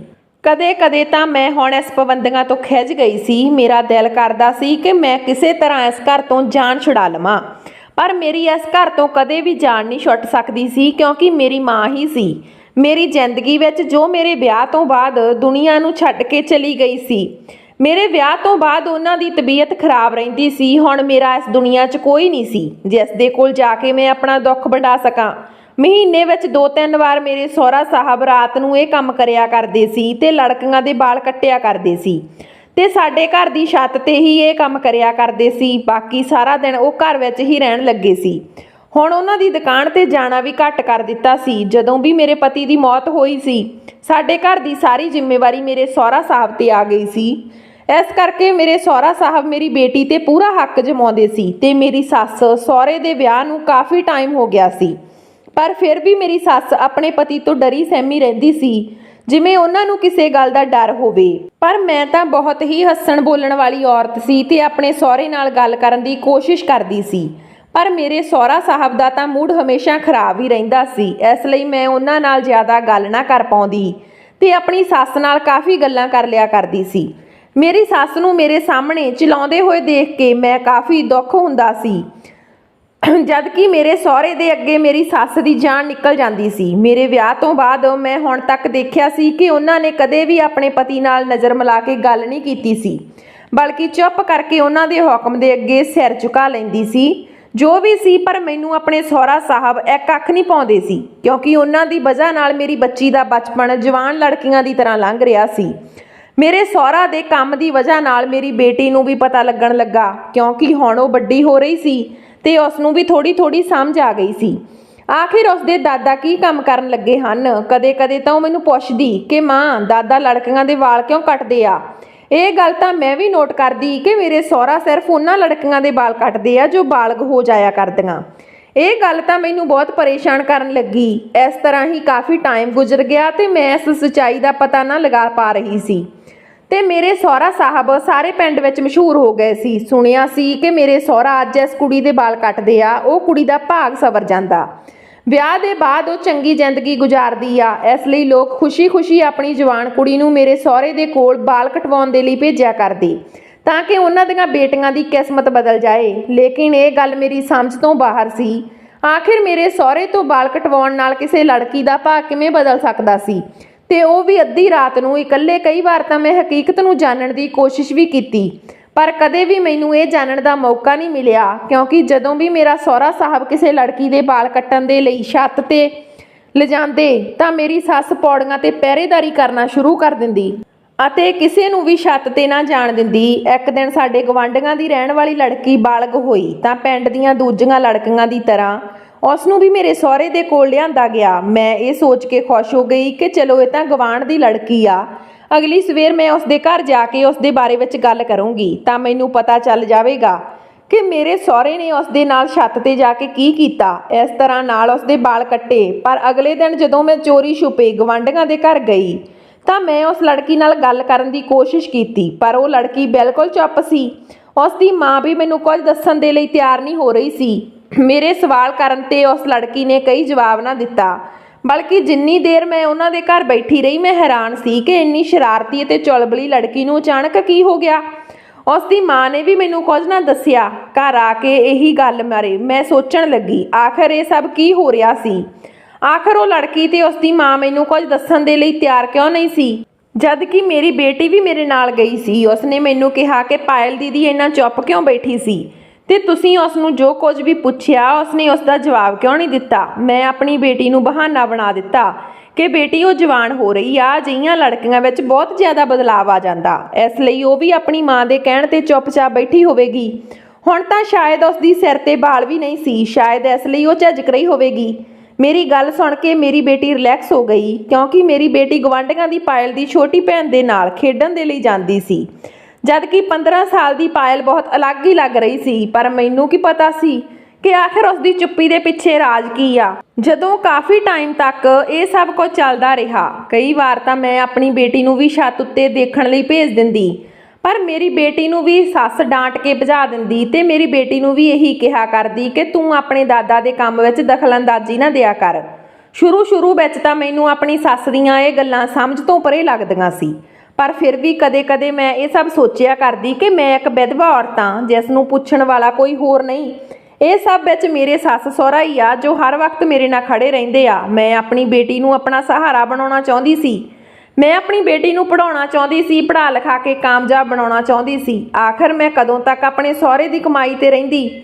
ਮੈਂ ਕੋਈ ਕੰਮ ਵੀ ਨਹੀਂ ਕਰ ਸਕਦੀ ਸੀ, ਕਿਉਂਕਿ ਪਿੰਡ ਵਿੱਚ ਔਰਤਾਂ ਨੂੰ ਕੰਮ ਕਰਨ ਦੀ ਪਰਮਿਸ਼ਨ ਨਹੀਂ ਦਿੱਤੀ ਜਾਂਦੀ ਸੀ। ਇਸ ਲਈ ਮੈਂ ਚੁੱਪਚਾਪ ਘਰ ਵਿੱਚ ਰਹਿ ਕੇ ਆਪਣੇ ਸਹੁਰੇ ਦੀ ਕਮਾਈ ਤੇ ਹੀ ਆਪਣੀ ਬੇਟੀ ਨੂੰ ਪੜ੍ਹਾ ਰਹੀ ਸੀ। ਮੇਰੀ ਬੇਟੀ ਨੂੰ ਵੀ ਪੜ੍ਹਨ ਦਾ ਬਹੁਤ ਸ਼ੌਂਕ ਸੀ। ਮੇਰੇ ਪਤੀ ਦੇ ਮਰਨ ਤੋਂ ਬਾਅਦ ਮੇਰੀ ਸੱਸ ਨੇ ਕਾਫੀ ਟਾਈਮ ਤੱਕ ਮੇਰੇ ਲਈ ਰਿਸ਼ਤਿਆਂ ਦੀ ਤਲਾਸ਼ ਕੀਤੀ, ਪਰ ਮੈਂ ਵਿਆਹ ਨਹੀਂ ਕਰਨਾ ਚਾਹੁੰਦੀ ਸੀ ਤੇ ਉਹਨਾਂ ਨੂੰ ਮਨਾ ਕਰ ਦਿੱਤਾ। ਇਸ ਵਜ੍ਹਾ ਨਾਲ ਮੈਨੂੰ ਆਪਣੇ ਸੱਸ ਸਹੁਰੇ ਦੀ ਹਰ ਗੱਲ ਮੰਨਣੀ ਪੈਂਦੀ ਸੀ। ਸਾਰੇ ਪਿੰਡ ਵਾਲੇ ਵੀ ਮੇਰੇ ਸਹੁਰੇ ਦੀ ਬਹੁਤ ਇੱਜ਼ਤ ਕਰਦੇ ਸੀ, ਕਿਉਂਕਿ ਉਹ ਪਿੰਡ ਦੀਆਂ ਪੰਚਾਇਤਾਂ ਵੀ ਜਾਇਆ ਕਰਦੇ ਸੀ। ਪਰ ਮੇਰੀ ਸੱਸ ਦਾ ਕਹਿਣਾ ਸੀ ਕਿ ਇਸ ਵਿੱਚ ਉਹਨਾਂ ਦੀ ਮੁਹੱਬਤ ਲੁਕੀ ਹੋਈ ਆ। ਜਦੋਂ ਮੈਂ ਇਹ ਗੱਲ ਸੋਚਦੀ ਤਾਂ ਮੈਨੂੰ ਵੀ ਚੰਗਾ ਲੱਗਦਾ ਕਿ ਸਾਡੇ ਕੋਲ ਵੀ ਮੇਰੇ ਸਹੁਰੇ ਦਾ ਸਹਾਰਾ ਨਾ ਹੁੰਦਾ ਤਾਂ ਸ਼ਾਇਦ ਅਸੀਂ ਦੋਨੋਂ ਅੱਜ ਮਾਂ ਬੇਟੀ ਇਸ ਪਿੰਡ ਵਿੱਚ ਬੇਸਹਾਰਾ ਤੇ ਮੁਹਤਾਜ ਦੀ ਜ਼ਿੰਦਗੀ ਗੁਜ਼ਾਰ ਰਹੀਆਂ ਹੁੰਦੀਆਂ। ਬਸ ਇਹੀ ਸਭ ਮੈਂ ਸੋਚਦੀ ਰਹਿੰਦੀ। ਮੈਨੂੰ ਆਪਣੇ ਸਹੁਰੇ ਦੇ ਕੰਮ ਵਿੱਚ ਟੰਗ ਨਹੀਂ ਅੜਾਉਣੀ ਚਾਹੀਦੀ ਸੀ। ਉਸੇ ਰਾਤ ਦੇ ਬਾਅਦ ਮੈਂ ਕਦੇ ਵੀ ਛੱਤ ਤੇ ਜਾਣ ਦਾ ਸੋਚਣਾ ਛੱਡ ਦਿੱਤਾ, ਕਿਉਂਕਿ ਮੈਂ ਡਰ ਗਈ ਸੀ ਕਿ ਜੇ ਮੇਰੀ ਸੱਸ ਨੇ ਮੇਰੇ ਸਹੁਰੇ ਨੂੰ ਸ਼ਿਕਾਇਤ ਕਰ ਦਿੱਤੀ ਤੇ ਮੈਂ ਤੇ ਮੇਰੀ ਬੇਟੀ ਕਿੱਥੇ ਜਾਵਾਂਗੀਆਂ। ਮੇਰੇ ਸਹੁਰੇ ਦਾ ਕੰਮ ਪਹਿਲਾਂ ਦੀ ਤਰ੍ਹਾਂ ਚੱਲ ਰਿਹਾ ਸੀ। ਕਦੇ 15 ਦਿਨ ਵਿੱਚ ਇੱਕ ਵਾਰ ਤਾਂ ਕਦੇ ਮਹੀਨੇ ਵਿੱਚ 3-4 ਵਾਰ ਕੋਈ ਨਾ ਕੋਈ ਲੜਕੀ ਬਾਲਗ ਹੋ ਕੇ ਸਾਡੇ ਘਰ ਆਉਂਦੀ ਤੇ ਮੇਰੇ ਸਹੁਰੇ ਦੇ ਨਾਲ ਚੁੱਪ ਹੋ ਕੇ ਛੱਤ ਤੇ ਚਲੀ ਜਾਂਦੀ। 1 ਘੰਟੇ ਬਾਅਦ ਜਦੋਂ ਉਹ ਲੜਕੀ ਛੱਤ ਤੋਂ ਵਾਪਸ ਨੀਚੇ ਆਉਂਦੀ ਤਾਂ ਮੇਰਾ ਸਹੁਰਾ ਸਾਹਿਬ ਉਸਦੇ ਜਾਣ ਦੇ ਬਾਅਦ ਦੇਰ ਬਾਅਦ ਨੀਚੇ ਆਉਂਦੇ ਤੇ ਉਹਨਾਂ ਦੀ ਹਾਲਤ ਬਹੁਤ ਖਰਾਬ ਹੁੰਦੀ। ਇਸ ਗੱਲ ਦੇ ਬਾਰੇ ਵਿੱਚ ਮੈਨੂੰ ਉਦੋਂ ਪਤਾ ਚੱਲਿਆ ਜਦੋਂ ਮੈਂ ਇੱਕ ਰਾਤ ਫਰਿੱਜ ਵਿੱਚ ਪਾਣੀ ਪੀਣ ਦੇ ਲਈ ਕਿਚਨ 'ਚ ਜਾ ਰਹੀ ਸੀ ਤਾਂ ਮੈਂ ਆਪਣੇ ਸਹੁਰੇ ਨੂੰ ਪੌੜੀਆਂ ਤੋਂ ਉਤਰਦੇ ਹੋਏ ਦੇਖਿਆ ਤੇ ਮੈਨੂੰ ਉਸ ਦਾ ਹੁਲੀਆ ਬਹੁਤ ਹੀ ਖਰਾਬ ਲੱਗ ਰਿਹਾ ਸੀ। ਮੇਰੇ ਸਹੁਰੇ ਦਾ ਸਾਹ ਵੀ ਫੁੱਲ ਰਿਹਾ ਸੀ। ਇਸ ਤਰ੍ਹਾਂ ਲੱਗ ਰਿਹਾ ਸੀ ਜਿਵੇਂ ਉਹ ਬਹੁਤ ਮਿਹਨਤ ਦਾ ਕੰਮ ਕਰਕੇ ਨੀਚੇ ਆਏ ਹੋਣ। ਮੇਰਾ ਸਹੁਰਾ ਹਮੇਸ਼ਾ ਕਾਲੇ ਰੰਗ ਦਾ ਕੁੜਤਾ ਪਹਿਨ ਕੇ ਕੁੜੀਆਂ ਦੇ ਵਾਲ ਕੱਟਣ ਛੱਤ ਤੇ ਜਾਂਦਾ ਸੀ, ਪਰ ਨੀਚੇ ਉਸਦੇ ਉਤਰਦੇ ਹੋਏ ਉਸਦੇ ਕੱਪੜੇ ਵੀ ਚੇਂਜ ਹੁੰਦੇ ਸੀ। ਉਹ ਕੱਪੜਾ ਉਸਦੇ ਸਰੀਰ ਤੇ ਮੌਜੂਦ ਨਾ ਹੁੰਦਾ, ਬਲਕਿ ਦੂਜਾ ਕੱਪੜਾ ਪਹਿਨ ਕੇ ਉਹ ਨੀਚੇ ਉਤਰਦਾ। ਉਹ ਤਾਂ ਕੱਪ ਪਾਉਂਦੇ ਹੋਏ ਪੌੜੀਆਂ ਤੋਂ ਹੇਠਾਂ ਉਤਰਦਾ ਜਿਵੇਂ ਬਹੁਤ ਹੀ ਜ਼ਿਆਦਾ ਥੱਕ ਗਿਆ ਹੋਵੇ। ਫਿਰ ਇੱਕ ਦਿਨ ਮੈਨੂੰ ਯਾਦ ਆਇਆ ਕਿ ਜਦੋਂ ਮੇਰਾ ਸਹੁਰਾ ਕਿਸੇ ਕੁੜੀ ਦੇ ਨਾਲ ਵਾਲ ਕੱਟਣ ਵੇਲੇ ਪੂਰਾ ਦਿਨ ਹੀ ਕਮਰੇ ਵਿੱਚ ਰਹਿੰਦਾ ਤੇ ਮੇਰੀ ਸੱਸ ਨੂੰ ਵੀ ਅੰਦਰ ਆਉਣ ਦੀ ਇਜਾਜ਼ਤ ਨਾ ਦਿੰਦਾ। ਉਹ ਇੰਨਾ ਜ਼ਿਆਦਾ ਥੱਕ ਜਾਇਆ ਕਰਦਾ ਸੀ ਕਿ ਸਾਰਾ ਦਿਨ ਕਮਰੇ ਵਿੱਚ ਹੀ ਰਹਿੰਦਾ ਤੇ ਫਿਰ ਉਸ ਟਾਈਮ ਉਹਨਾਂ ਨੂੰ ਚੱਲਦਾ ਦੇਖ ਕੇ ਮੈਨੂੰ ਅਜਿਹਾ ਲੱਗ ਰਿਹਾ ਸੀ ਜਿਵੇਂ ਉਹ ਖੇਤ ਵਿੱਚ ਹਲ ਜੋਤ ਕੇ ਆ ਰਹੇ ਹੋਣ। ਹਮੇਸ਼ਾ ਦੀ ਤਰ੍ਹਾਂ ਇੱਕ ਹੋਰ ਰਾਤ ਮੇਰੀ ਸੱਸ ਇਕੱਲੀ ਕਮਰੇ ਦੇ ਬਾਹਰ ਸੌਂ ਰਹੀ ਸੀ ਤੇ ਮੇਰਾ ਸਹੁਰਾ ਸਾਹਿਬ ਕਮਰੇ ਵਿੱਚ ਬੰਦ ਤੇ ਕਮਰੇ ਦੇ ਅੰਦਰ ਸੌਂ ਰਹੇ ਸੀ। ਮੇਰੀ ਬੇਟੀ ਦੀ ਸਕੂਲ ਤੇ ਛੁੱਟੀ ਸੀ, ਇਸ ਲਈ ਮੈਨੂੰ ਉਸ ਨੂੰ ਉਠਾਉਣ ਦੀ ਫਿਕਰ ਨਹੀਂ ਸੀ ਤਾਂ ਕਿ ਮੈਂ ਕਿਸੇ ਕੰਮ ਤੋਂ ਬਾਹਰ ਕਿਚਨ 'ਚ ਗਈ ਤਾਂ ਦੇਖਿਆ ਕਿ ਮੇਰੀ ਸੱਸ ਚੋਰੀ ਹੰਝੂ ਬਹਾ ਰਹੀ ਆ। ਪਹਿਲੀ ਵਾਰ ਜਦੋਂ ਮੈਂ ਆਪਣੀ ਸੱਸ ਨੂੰ ਇਸ ਤਰ੍ਹਾਂ ਰੋਂਦੇ ਹੋਏ ਦੇਖਿਆ ਤਾਂ ਮੈਂ ਫੌਰਨ ਭੱਜ ਕੇ ਉਹਨਾਂ ਦੇ ਵੱਲ ਗਈ ਤੇ ਉਸ ਨੂੰ ਪੁੱਛਿਆ ਕਿ ਮਾਂ ਜੀ ਤੁਸੀਂ ਰੋ ਕਿਉਂ ਰਹੇ ਹੋ। ਮੇਰੀ ਗੱਲ ਸੁਣ ਕੇ ਮੇਰੀ ਸੱਸ ਨੇ ਜਲਦੀ ਨਾਲ ਆਪਣੇ ਹੰਝੂ ਸਾੜੀ ਦੇ ਪੱਲੂ ਨਾਲ ਸਾਫ਼ ਕਰ ਲਏ ਤੇ ਕਹਿਣ ਲੱਗੀ, ਨਹੀਂ ਬਹੂ, ਮੈਂ ਕਿੱਥੇ ਰੋ ਰਹੀ ਆ, ਤੂੰ ਦੱਸ ਤੈਨੂੰ ਕੀ ਚਾਹੀਦਾ। ਮੈਂ ਚੰਗੀ ਤਰ੍ਹਾਂ ਜਾਣਦੀ ਆ ਕਿ ਮੇਰੀ ਸੱਸ ਰੋ ਰਹੀ ਸੀ। ਇਸ ਗੱਲ ਨੂੰ ਨਾ ਸਿਰਫ ਮੈਨੂੰ ਦੁਖੀ ਕਰ ਦਿੱਤਾ ਬਲਕਿ ਮੈਂ ਬਹੁਤ ਜ਼ਿਆਦਾ ਪਰੇਸ਼ਾਨ ਵੀ ਹੋ ਗਈ। ਆਖਰ ਅਜਿਹੀ ਕਿਹੜੀ ਗੱਲ ਸੀ ਜਿਸ ਦੀ ਵਜ੍ਹਾ ਨਾਲ ਮੇਰੀ ਸੱਸ ਚੋਰੀ ਰੋ ਰਹੀ ਸੀ। ਹੁਣ ਤਾਂ ਮੈਨੂੰ ਆਪਣੇ ਸਹੁਰੇ ਨਾਲ ਨਫ਼ਰਤ ਦਾ ਅਹਿਸਾਸ ਹੋਣ ਲੱਗਿਆ ਸੀ। ਉਸ ਦਿਨ ਦੇ ਬਾਅਦ ਮੈਂ ਆਪਣੇ ਸਹੁਰੇ ਤੋਂ ਫਿਰ ਤੋਂ ਨਜ਼ਰ ਰੱਖਣਾ ਸ਼ੁਰੂ ਕਰ ਦਿੱਤਾ। ਜਦੋਂ ਵੀ ਮੇਰਾ ਸਹੁਰਾ ਕਿਸੇ ਕੁੜੀ ਦੇ ਵਾਲ ਕੱਟਣ ਪੌੜੀਆਂ ਤੋਂ ਨੀਚੇ ਆਉਂਦਾ ਤਾਂ ਉਸ ਦੇ ਚਿਹਰੇ ਦੀ ਥਕਾਨ ਦਾ ਅਸਰ ਸਾਫ਼ ਦਿਖਾਈ ਦਿੰਦਾ ਤੇ ਅਗਲੇ ਹੀ ਦਿਨ ਮੇਰੀ ਸੱਸ ਚੋਰੀ ਰੋ ਰਹੀ ਹੁੰਦੀ। ਇਸ ਤਰ੍ਹਾਂ ਹੀ ਹੌਲੀ ਸਮਾਂ ਗੁਜ਼ਰਦਾ ਗਿਆ ਤੇ ਮੇਰੀ ਬੇਟੀ ਵੀ ਜਵਾਨ ਹੋਣ ਲੱਗੀ। ਮੇਰੀ ਸੱਸ ਨੇ ਮੇਰੀ ਬੇਟੀ ਦਾ ਮੱਥਾ ਚੁੰਮਿਆ ਤੇ ਕਹਿਣ ਲੱਗੀ, ਮੈਂ ਚਾਹੁੰਦੀ ਹਾਂ ਕਿ ਪਿੰਡ ਦੀਆਂ ਸਾਰੀਆਂ ਕੁੜੀਆਂ ਦੀ ਤਰ੍ਹਾਂ ਤੇਰੇ ਦਾਦਾ ਦੇ ਹੱਥ ਤੇਰੀ ਕਿਸਮਤ ਵੀ ਚਮਕ ਜਾਵੇ। ਆਪਣੀ ਸੱਸ ਦੀਆਂ ਇਹ ਗੱਲਾਂ ਸੁਣ ਕੇ ਮੇਰੀ ਤਾਂ ਜਾਨ ਨਿਕਲ ਗਈ ਕਿ ਮੇਰੀ ਬੇਟੀ ਦੇ ਵਾਲ ਕਟਵਾਉਣ ਦੇ ਲਈ ਵੀ ਮੇਰੇ ਸਹੁਰੇ ਦੇ ਹਵਾਲੇ ਕਰਨ ਜਾ ਰਹੀ ਆ। ਮੈਂ ਤਾਂ ਇਹ ਸੋਚ ਕੇ ਹੀ ਪਰੇਸ਼ਾਨ ਸੀ ਕਿ ਪਿੰਡ ਦੀਆਂ ਦੂਜੀਆਂ ਲੜਕੀਆਂ ਦੀ ਤਰ੍ਹਾਂ ਮੇਰੀ ਬੇਟੀ ਨੂੰ ਵੀ ਸਭ ਦੇ ਮਜ਼ਾਕ ਦਾ ਨਿਸ਼ਾਨਾ ਬਣਨਾ ਪਵੇਗਾ। ਮੇਰੀ ਬੇਟੀ ਰੋਣ ਲੱਗੀ ਤੇ ਰੋਂਦੇ ਕਮਰੇ ਵਿੱਚ ਚਲੀ ਗਈ। ਮੈਂ ਵੀ ਉਸਦੇ ਪਿੱਛੇ ਕਮਰੇ ਵਿੱਚ ਗਈ ਤਾਂ ਉਸਨੇ ਮੇਰੇ ਸਾਹਮਣੇ ਹੱਥ ਜੋੜ ਦਿੱਤੇ ਤੇ ਕਹਿਣ ਲੱਗੀ ਕਿ ਮਾਂ, ਮੈਂ ਕਿਸੇ ਵੀ ਹਾਲਤ ਵਿੱਚ ਵਾਲ ਨਹੀਂ ਕਟਵਾਉਣਾ ਚਾਹੁੰਦੀ। ਅਜਿਹਾ ਤਾਂ ਮੈਂ ਵੀ ਨਹੀਂ ਚਾਹੁੰਦੀ ਸੀ। ਇੰਨੀ ਹੀ ਦੇਰ ਵਿੱਚ ਮੇਰੀ ਸੱਸ ਵੀ ਮੇਰੇ ਕਮਰੇ 'ਚ ਆ ਗਈ ਤੇ ਮੇਰੀ ਬੇਟੀ ਨੂੰ ਕਹਿਣ ਲੱਗੀ ਕਿ ਤੂੰ ਕਿਉਂ ਨਹੀਂ ਜਾਣਦੀ ਤੇ ਤੇਰੇ ਦਾਦਾ ਦੀ ਵਜ੍ਹਾ ਨਾਲ ਕਿਵੇਂ ਪਿੰਡ ਦੀਆਂ ਲੜਕੀਆਂ ਦੀ ਕਿਸਮਤ ਬਦਲ ਜਾਂਦੀ ਆ।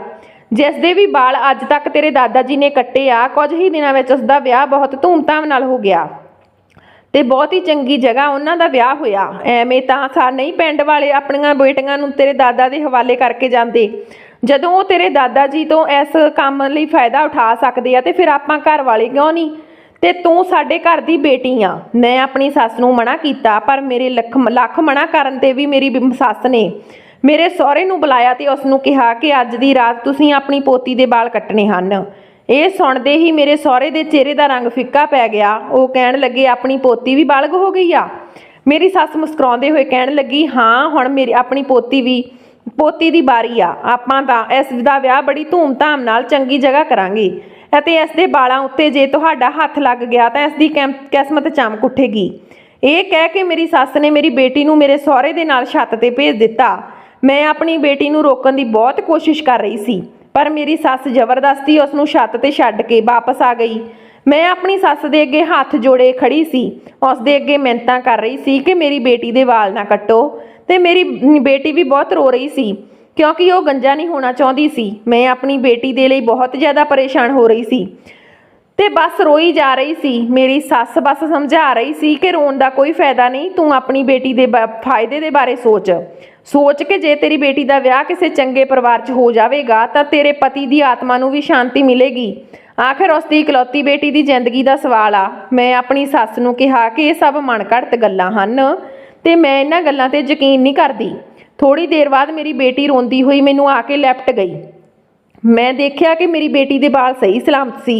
ਇਹ ਦੇਖ ਕੇ ਮੇਰੀ ਸੱਸ ਦੇ ਚਿਹਰੇ ਦਾ ਰੰਗ ਫਿੱਕਾ ਪੈ ਗਿਆ ਤੇ ਉਸਨੇ ਵਾਲ ਕੱਟੇ ਹੋਏ ਨਹੀਂ ਸਨ, ਬਲਕਿ ਬਿਲਕੁਲ ਠੀਕ ਸੀ। ਮੈਂ ਆਪਣੀ ਬੇਟੀ ਨੂੰ ਕਮਰੇ ਵਿੱਚ ਲੈ ਗਈ ਤੇ ਕਮਰੇ ਦਾ ਦਰਵਾਜ਼ਾ ਅੰਦਰ ਤੋਂ ਬੰਦ ਕਰ ਲਿਆ। ਮੈਂ ਆਪਣੀ ਬੇਟੀ ਨੂੰ ਪੁੱਛਿਆ ਕਿ ਤੇਰੇ ਨਾਲ ਦਾਦਾ ਜੀ ਨੇ ਕੀ ਕੀਤਾ। ਮੇਰੀ ਬੇਟੀ ਨੇ ਦੱਸਿਆ ਕਿ ਦਾਦਾ ਜੀ ਨੇ ਪਹਿਲਾਂ ਤਾਂ ਆਪਣਾ ਬਲੈਕ ਕਲਰ ਦਾ ਕੁੜਤਾ ਪਹਿਨਿਆ ਤੇ ਉਸ ਦੇ ਬਾਅਦ ਮੇਰੇ ਸਾਹਮਣੇ ਆ ਕੇ ਬੈਠ ਗਏ। ਮੇਰੇ ਦਾਦਾ ਜਦੋਂ ਮੇਰੇ ਕਰੀਬ ਆਏ ਤਾਂ ਮੇਰੀ ਜਾਨ ਨਿਕਲ ਗਈ ਤੇ ਫਿਰ ਜਿਵੇਂ ਹੀ ਦਾਦਾ ਜੀ ਨੇ ਮੇਰੇ ਸਿਰ ਤੇ ਹੱਥ ਰੱਖਿਆ ਤਾਂ ਮੇਰੀਆਂ ਅੱਖਾਂ ਵਿੱਚੋਂ ਹੰਝੂ ਵਹਿਣ ਲੱਗੇ। ਦਾਦਾ ਜੀ ਨੇ ਮੈਨੂੰ ਆਪਣੇ ਕਰੀਬ ਕੀਤਾ ਤੇ ਮੈਨੂੰ ਆਪਣੇ ਸੀਨੇ ਨਾਲ ਲਾ ਲਿਆ।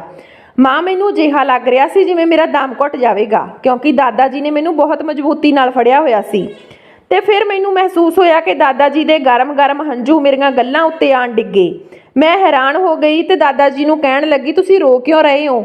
ਕਾਫੀ ਦੇਰ ਬਾਅਦ ਜਦੋਂ ਦਾਦਾ ਜੀ ਨੇ ਮੈਨੂੰ ਖੁਦ ਨਾਲੋਂ ਅਲੱਗ ਕੀਤਾ ਤੇ ਉਹਨਾਂ ਦੀਆਂ ਅੱਖਾਂ ਲਾਲ ਹੋ ਗਈਆਂ ਤੇ ਹੰਝੂਆਂ ਨਾਲ ਉਹਨਾਂ ਦਾ ਚਿਹਰਾ ਭਿੱਜ ਗਿਆ।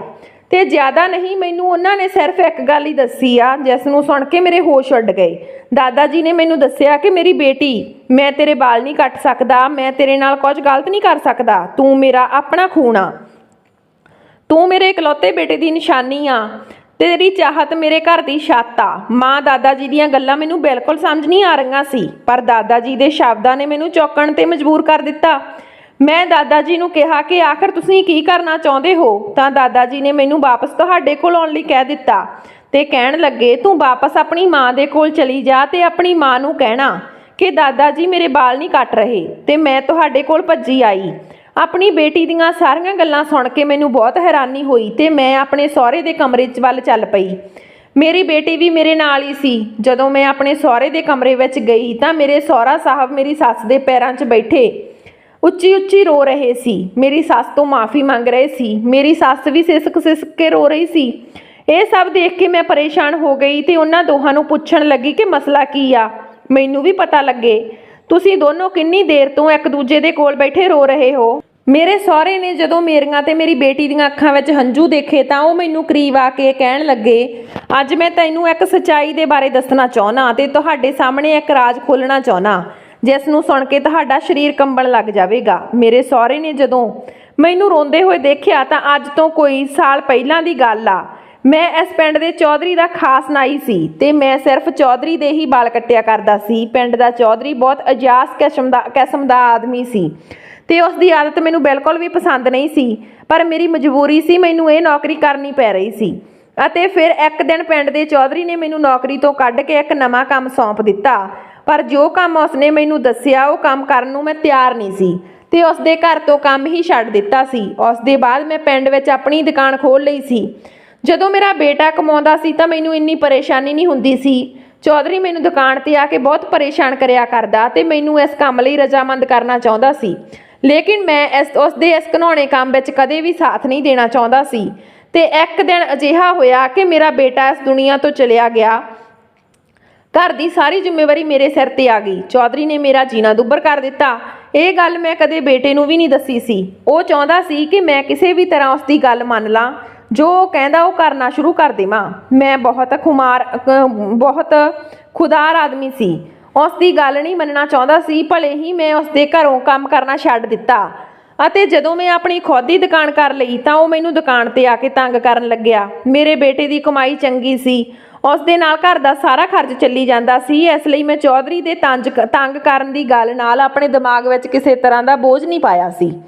ਜਦੋਂ ਮੇਰਾ ਬੇਟਾ ਇਸ ਦੁਨੀਆ ਤੋਂ ਚਲਿਆ ਗਿਆ ਤਾਂ ਘਰ ਵਿੱਚ ਪਰੇਸ਼ਾਨੀਆਂ ਆਉਣ ਲੱਗੀਆਂ ਤੇ ਮੈਨੂੰ ਸਿਰਫ ਇਹੀ ਰਸਤਾ ਠੀਕ ਲੱਗਿਆ ਕਿ ਮੈਂ ਚੌਧਰੀ ਦੇ ਸਾਹਮਣੇ ਹਾਰ ਮੰਨ ਲਈ ਤੇ ਉਸ ਦਾ ਕੰਮ ਕਰਨ ਦੇ ਲਈ ਰਾਜ਼ੀ ਹੋ ਗਿਆ। ਚੌਧਰੀ ਨੇ ਸਾਰੇ ਪਿੰਡ ਵਿੱਚ ਇਹ ਗੱਲ ਮਸ਼ਹੂਰ ਕਰ ਦਿੱਤੀ ਕਿ ਮੇਰੇ ਹੱਥ ਵਿੱਚ ਬਹੁਤ ਜਾਦੂ ਆ ਤੇ ਮੈਂ ਜਿਸ ਦੇ ਵੀ ਵਾਲ ਕੱਟਦਾ ਉਸ ਦੀ ਕਿਸਮਤ ਸਵਰ ਜਾਂਦੀ ਆ। ਇੱਥੋਂ ਤੱਕ ਕਿ ਪਿੰਡ ਦੇ ਚੌਧਰੀ ਨੇ ਇਹ ਵੀ ਕਿਹਾ ਸੀ ਕਿ ਮੇਰੀ ਵੀ ਜ਼ਮੀਨ ਵਧਣ ਫੁੱਲਣ ਲੱਗੀ ਆ, ਕਿਉਂਕਿ ਇਹ ਵੀ ਇਸ ਦੇ ਨਾਲ ਹੀ ਹੋਇਆ। ਮੈਂ ਉਸ ਦੇ ਵਾਲਾਂ ਵਿੱਚ ਹੱਥ ਲਗਾਉਂਦਾ ਸੀ। ਸਾਰੇ ਹੀ ਪਿੰਡ ਵਾਲੇ ਅਨਪੜ੍ਹ ਤੇ ਸਿੱਧੇ ਸਾਦੇ ਲੋਕ ਸੀ। ਉਹਨਾਂ ਦੇ ਲਈ ਪਿੰਡ ਦੇ ਚੌਧਰੀ ਦੀ ਹਰ ਗੱਲ ਸਹੀ ਹੁੰਦੀ ਸੀ। ਉਹ ਪਿੰਡ ਦੇ ਚੌਧਰੀ ਦੀਆਂ ਗੱਲਾਂ ਤੇ ਅੱਖਾਂ ਬੰਦ ਕਰਕੇ ਵਿਸ਼ਵਾਸ ਕਰ ਲੈਂਦੇ ਸੀ ਤੇ ਉਸ ਦੇ ਬਾਅਦ ਪਿੰਡ ਦੇ ਚੌਧਰੀ ਨੇ ਪਿੰਡ ਵਿੱਚ ਇਹ ਗੱਲ ਫੈਲਾ ਦਿੱਤੀ ਕਿ ਮੈਂ ਕਿਸੇ ਬਾਲਕ ਕੁੜੀ ਦੇ ਵਾਲ ਕੱਟੂੰਗਾ ਤਾਂ ਉਸ ਦੀ ਕਿਸਮਤ ਬਦਲ ਜਾਵੇਗੀ ਤੇ ਉਸ ਦਾ ਵਿਆਹ ਬਹੁਤ ਵਧੀਆ ਘਰੇ ਹੋ ਜਾਵੇਗਾ। ਮੈਨੂੰ ਸਮਝ ਨਹੀਂ ਆ ਰਿਹਾ ਸੀ ਕਿ ਚੌਧਰੀ ਇਹ ਸਭ ਮੇਰੇ ਤੋਂ ਹੀ ਕਿਉਂ ਕਰਵਾਉਣਾ ਚਾਹੁੰਦਾ ਸੀ। ਚੌਧਰੀ ਸਾਹਿਬ ਨੇ ਮੈਨੂੰ ਲੱਖਾਂ ਰੁਪਈਆ ਦੇਣ ਦਾ ਵਾਅਦਾ ਕੀਤਾ ਤੇ ਕਿਹਾ ਮੈਂ ਬਸ ਇਸ ਪਿੰਡ ਦੀ ਜਵਾਨ ਹੋਣ ਵਾਲੀ ਕੁੜੀ ਦੇ ਵਾਲ ਕੱਟਾਂ। ਪੈਸੇ ਦੇ ਲਾਲਚ ਵਿੱਚ ਆ ਕੇ ਮੈਂ ਇਹ ਸਭ ਕੰਮ ਕਰਨ ਨੂੰ ਤਿਆਰ ਹੋ ਗਿਆ, ਕਿਉਂਕਿ ਘਰ ਵਿੱਚ ਵੀ ਪਰੇਸ਼ਾਨੀਆਂ ਨੂੰ ਦੇਖਦੇ ਹੋਏ ਮੈਂ ਪਰੇਸ਼ਾਨ ਰਹਿੰਦਾ ਸੀ। ਮੈਨੂੰ ਲੱਗਿਆ ਕਿ ਇਸ ਵਿੱਚ ਕੋਈ ਗਲਤ ਗੱਲ ਨਹੀਂ ਹੋਵੇਗੀ ਤੇ ਫਿਰ ਜਦੋਂ ਪਿੰਡ ਵਾਲੇ ਇਹ ਸੋਚ ਕੇ ਆਪਣੀ ਨਵੀਂ ਬਾਲਗ ਬੇਟੀ ਨੂੰ ਮੇਰੇ ਕੋਲ ਲਿਆਉਣ ਲੱਗੇ ਤਾਂ ਉਸ ਦੀ ਕਿਸਮਤ ਬਦਲਣ ਲੱਗੀ। ਇਸ ਲਈ ਮੈਂ ਵੀ ਖੁਸ਼ੀ-ਖੁਸ਼ੀ ਰਾਤ ਨੂੰ ਹਨੇਰੇ ਵਿੱਚ ਉਸ ਦੇ ਵਾਲ ਕੱਟ ਦਿਆ ਕਰਦਾ ਸੀ ਤੇ ਬਦਲੇ ਵਿੱਚ ਚੌਧਰੀ ਮੈਨੂੰ ਬਹੁਤ ਸਾਰੇ ਪੈਸੇ ਦੇ ਦਿੰਦਾ ਸੀ। ਕਈ ਸਾਲਾਂ ਤੱਕ ਇਹ ਸਿਲਸਿਲਾ ਇਸ ਤਰ੍ਹਾਂ ਹੀ ਚੱਲ ਰਿਹਾ ਸੀ। ਫਿਰ ਇੱਕ ਦਿਨ ਮੈਨੂੰ ਤੇਰੀ ਦਾਦੀ ਨੇ ਦੱਸਿਆ ਕਿ ਜਿਨ੍ਹਾਂ ਕੁੜੀਆਂ ਦੇ ਵਾਲ ਕੱਟੇ ਜਾਂਦੇ ਨੇ ਉਹਨਾਂ ਦੇ ਨਾਲ ਚੌਧਰੀ ਬਹੁਤ ਗੰਦਾ ਖੇਡ ਖੇਡਦਾ ਤੇ ਇਹ ਜਾਣ ਕੇ ਤਾਂ ਮੇਰੇ ਲੂੰ ਕੰਡੇ ਖੜੇ ਹੋ ਗਏ। ਮੈਂ ਚੌਧਰੀ ਦੇ ਇਸ ਗੰਦੇ ਖੇਡ ਵਿੱਚ ਬੁਰੀ ਤਰ੍ਹਾਂ ਫਸ ਚੁੱਕਿਆ ਹਾਂ ਤੇ ਹੁਣ ਮੈਂ ਖੁਦ ਵੀ ਚਾਹ ਕੇ ਨਹੀਂ ਬਚ ਸਕਦਾ ਤੇ ਅੱਜ ਤੱਕ ਮੈਂ ਉਹਨਾਂ ਦੇ ਖੇਡ ਦਾ ਸ਼ਿਕਾਰ ਹਾਂ। ਤੇਰੀ ਸੱਸ ਨੂੰ ਇਸ ਬਾਰੇ ਵਿੱਚ ਚੌਧਰੀ ਦੀ ਹਵੇਲੀ ਵਿੱਚ ਕਿਸੇ ਨੌਕਰਾਣੀ ਨੇ ਦੱਸਿਆ ਕਿ ਤੇਰੀ ਸੱਸ ਨੇ ਇਹ ਗੱਲ ਫਿਰ ਮੈਨੂੰ ਦੱਸੀ। ਮੈਨੂੰ ਬੜਾ ਅਫਸੋਸ ਹੋਇਆ ਕਿ ਮੈਂ ਕਿੰਨਾ ਗਲਤ ਕੰਮ ਕਰ ਰਿਹਾ। ਚੌਧਰੀ ਸਾਹਿਬ ਨੂੰ ਘੱਟ ਉਮਰ ਦੀਆਂ ਨਵੀਆਂ ਜਵਾਨ ਲੜਕੀਆਂ ਦੇ ਨਾਲ ਆਪਣੀ ਹਵਸ ਪੂਰੀ ਕਰਨ ਦਾ ਸ਼ੌਂਕ ਸੀ ਤੇ ਪਿੰਡ ਵਿੱਚ ਇਸ ਗੱਲ ਨੂੰ ਬਹੁਤ ਜ਼ਿਆਦਾ ਲੁਕੋਇਆ ਜਾਂਦਾ ਸੀ ਕਿ ਕੋਈ ਲੜਕੀ ਜਦੋਂ ਜਵਾਨ ਹੋਈ ਤਾਂ ਚੌਧਰੀ ਸਾਹਿਬ ਨੇ ਖੇਡ ਰਚਾਇਆ ਤੇ ਮੈਂ ਉਸ ਦੀਆਂ ਗੱਲਾਂ 'ਚ ਆ ਗਿਆ। ਜਵਾਨ ਹੋਣ ਵਾਲੀ ਲੜਕੀ ਜਿਵੇਂ ਹੀ ਮੇਰੇ ਕੋਲ ਆ ਕੇ ਵਾਲ ਕਟਵਾਉਣ ਚੌਧਰੀ ਸਾਹਿਬ ਨੂੰ ਇਸ ਗੱਲ ਦੀ ਖਬਰ ਹੋ ਜਾਂਦੀ ਕਿ ਇਹ ਕੁੜੀ ਜਵਾਨ ਹੋ ਚੁੱਕੀ ਆ। ਉਹ ਉਸ ਦੇ ਨਾਲ ਆਪਣੀ ਹਵਸ ਪੂਰੀ ਕਰਨ ਦੇ ਲਈ ਕੋਈ ਨਵਾਂ ਖੇਡ ਰਚਾ ਕੇ ਉਸ ਨੂੰ ਆਪਣੀ ਹਵੇਲੀ ਬੁਲਾ ਲਿਆ ਕਰਦਾ ਤੇ ਪਿੰਡ ਦੀ ਹਰ ਬਾਲਗ ਲੜਕੀ ਉਸ ਦੀ ਗੰਦਗੀ ਤੇ ਉਸ ਦੀ ਹਵਸ ਦਾ ਸ਼ਿਕਾਰ ਬਣ ਜਾਂਦੀ। ਹੁਣ ਮੈਂ ਇਸ ਕੰਮ ਵਿੱਚ ਬੁਰੀ ਤਰ੍ਹਾਂ ਨਾਲ ਫਸ ਚੁੱਕਿਆ ਹਾਂ, ਇੱਥੋਂ ਤੱਕ ਕਿ ਚੌਧਰੀ ਸਾਹਿਬ ਹੁਣ ਮੈਨੂੰ ਬਲੈਕਮੇਲ ਵੀ ਕਰਨ ਲੱਗਿਆ ਕਿ ਜੇ ਇਹ ਗੱਲ ਕਿਸੇ ਦੇ ਸਾਹਮਣੇ ਖੋਲ੍ਹਣ ਦੀ ਕੋਸ਼ਿਸ਼ ਵੀ ਕੀਤੀ ਤਾਂ ਮੈਂ ਇਸ ਗੱਲ ਨੂੰ ਬਿਲਕੁਲ ਵੀ ਸਵੀਕਾਰ ਨਹੀਂ ਕਰਾਂਗਾ, ਬਲਕਿ ਮੈਂ ਤੇਰੇ ਉੱਤੇ ਹੀ ਕੋਈ ਇਲਜ਼ਾਮ ਲਗਾ ਕੇ ਤੈਨੂੰ ਹੀ ਬਦਨਾਮ ਕਰ ਦੇਵਾਂਗਾ। ਇਸ ਗੱਲ ਦੇ ਡਰ ਨਾਲ ਮੈਂ ਕਦੇ ਚੌਧਰੀ ਸਾਹਿਬ ਦਾ ਕੰਮ ਨਹੀਂ ਛੱਡਿਆ ਤੇ ਨਾ ਹੀ ਆਪਣੇ ਘਰ ਦੀਆਂ ਔਰਤਾਂ ਨੂੰ ਇਕੱਲੇ ਘਰ ਤੋਂ ਬਾਹਰ ਜਾਣ ਦਿੱਤਾ। ਜਦੋਂ ਦਾ ਤੇਰੀ ਸੱਸ ਨੂੰ ਤੇ ਮੈਨੂੰ ਪਤਾ ਲੱਗਿਆ ਕਿ ਚੌਧਰੀ ਸਾਹਿਬ ਵਾਲ ਕਟਵਾਉਣ ਵਾਲੀਆਂ ਲੜਕੀਆਂ ਦੇ ਨਾਲ ਕੀ ਕਰਦਾ ਤਾਂ ਉਦੋਂ ਤੋਂ ਅਸੀਂ ਲੁਕ ਕੇ ਰੋਂਦੇ ਹਾਂ ਕਿ ਇੰਨਾ ਵੱਡਾ ਪਾਪ ਅਸੀਂ ਕਿੱਥੇ ਭਰਾਂਗੇ, ਕਿਉਂਕਿ ਮੈਂ ਇਹ ਗੰਦੇ ਕੰਮ ਵਿੱਚ ਸ਼ਾਮਲ ਨਹੀਂ ਹੋਣਾ ਚਾਹੁੰਦਾ ਸੀ। ਮੇਰੀਆਂ ਮਜਬੂਰੀਆਂ ਨੇ ਮੈਨੂੰ ਇਹ ਕੰਮ ਕਰਨ ਲਈ ਮਜਬੂਰ ਕਰ ਦਿੱਤਾ। ਚੌਧਰੀ ਸਾਹਿਬ ਨੇ ਮੈਨੂੰ ਕਾਲੇ ਰੰਗ ਦਾ ਕੁੜਤਾ ਦਿੱਤਾ ਸੀ ਕਿ ਵਾਲ ਕੱਟਣ ਤੋਂ ਪਹਿਲਾਂ ਇਹ ਪਹਿਨ ਲਿਆ ਕਰ ਤਾਂ ਕਿ ਕਿਸੇ ਨੂੰ ਸ਼ੱਕ ਨਾ ਹੋਵੇ ਤੇ ਸਭ ਇਹੀ ਸਮਝਣ ਕਿ ਇਹ ਕੋਈ ਮਹਾਪੁਰਸ਼ ਆ ਤੇ ਤੂੰ ਕੁਝ ਖਾਸ ਕਰਦਾ ਜਿਸ ਦੀ ਵਜ੍ਹਾ ਨਾਲ ਉਸ ਦੀਆਂ ਕੁੜੀਆਂ ਦੀ ਕਿਸਮਤ ਬਦਲ ਜਾਂਦੀ ਆ।